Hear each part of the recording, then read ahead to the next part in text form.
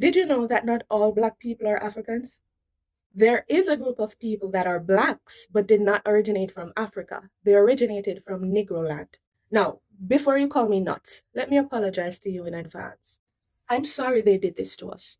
I'm sorry they erased our true history and taught us a false one that did not teach us about who we truly are and where we truly came from. But most importantly, I'm sorry that we did not hearken to the voice of the Lord our God, because it is our disobedience to Him that led us here. I'm sorry. No, I find that the majority of people who reject this knowledge are pastors and preachers who have been trained in seminaries by white scholars to learn the Bible a certain way. You see, they were trained to educate us with white thinking as it relates to the Bible. Let me quickly put your preconceived argument to rest. This is not a race thing. This is a truth thing that unfortunately the white man has used the race card to achieve. Because when they sold us this blue-eyed white Jesus, everything was okay, right? But we're now in an era where the math is no longer mathing and we have questions. The angel had told Daniel in Daniel chapter 12, verse 4, shut up the book until the end, because in the end times, God had planned on setting some things straight. The fact that we're being blessed with this knowledge today means it's end times, baby. Let's get into it then, shall we? There is a place called Negroland, represented on this map between the region of Guinea and the Sahara Desert. The same area was also called Negrita or Negritia, but today it is divided into West Africa and the Middle East. But there is a people that originated from the country of Negroland that are now scattered across the four corners of the earth. And here's why. Firstly, there are a list of curses in Deuteronomy chapter 8 that God said would come upon the children of Israel if they did not listen to the Lord their God and hearken unto his voice, to observe and to do all his commandments and his statutes. Long story short, they did not keep his commandments and his statutes. So what he said in Deuteronomy chapter 28, verse 25, took effect as a result. He allowed these Israelites to scatter all across this world, and strangers came and dwell in their land instead. How did the strangers get there?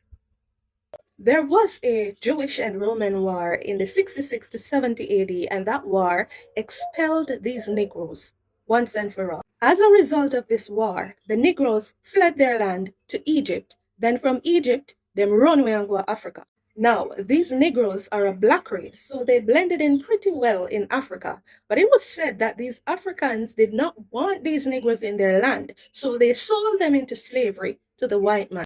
I know the truth might cause an offense, but it's not sin, and it will set you free. When these Israelites, or Hebrews, or Negroes, came to Africa, they settled mainly in Nigeria and Benin. Some of them are still there, but the majority of them are scattered across this world. If we ever find out who we really are, the people that say they are us are in trouble. This has got to be the greatest hoax in history.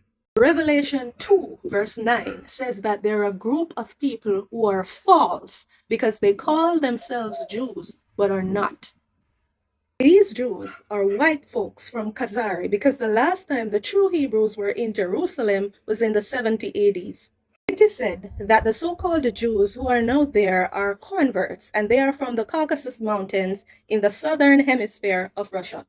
Their king at the time, King Bulan, said that both Muslims and Christians were coming against his kingdom. So he didn't want to be Muslim, neither did he want to be Christian. So he decided that he and his people will be Jews. King Bulan then sent to Jerusalem to get Babylonian Talmudic rabbis to teach them Judaism. So they converted the whole country to Judaism and called themselves Jews.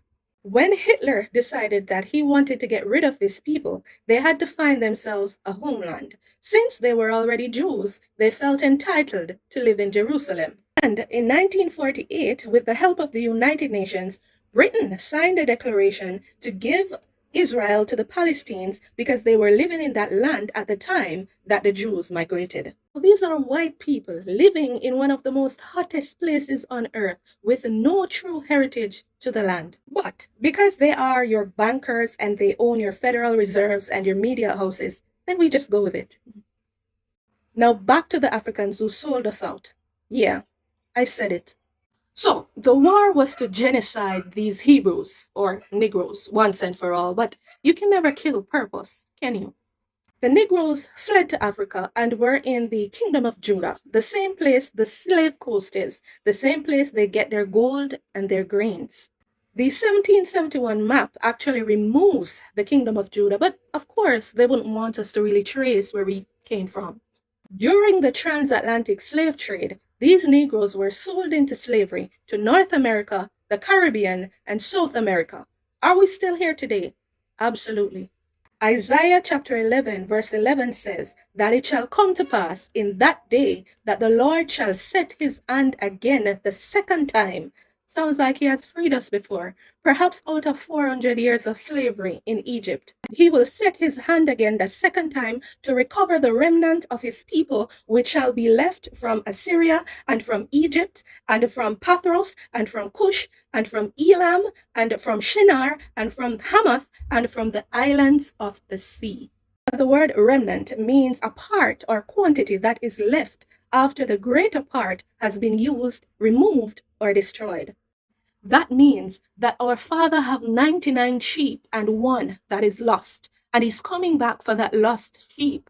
That means that of the 12 tribes of Israel, the others know who they are, but the tribe of Judah is lost, and lost in the sense that they do not know who they are or where they came from. To wrap this up, there is a reason why Christ said in Matthew 24, don't be fazed by the wars and the rumors of wars and earthquakes and pestilences, etc., because the end is not yet. In fact, Christ said that, and this gospel will be preached in all the world for a witness unto all nations, and then shall the end come. Not only is he bringing salvation to the Gentiles, but he must also take the gospel back to the lost tribe of Judah that is scattered to the four corners of the earth, so that they can understand that, yes, I allowed you to be scattered, but just like a parent who chasten and love their child, he is coming back for his lost sheep, because his love for us would have it no other way. And he made a covenant with our father Abraham that he will never break. Where you are now is not where you originated from. Why should a black man be called Mr. White anyway? Wake up!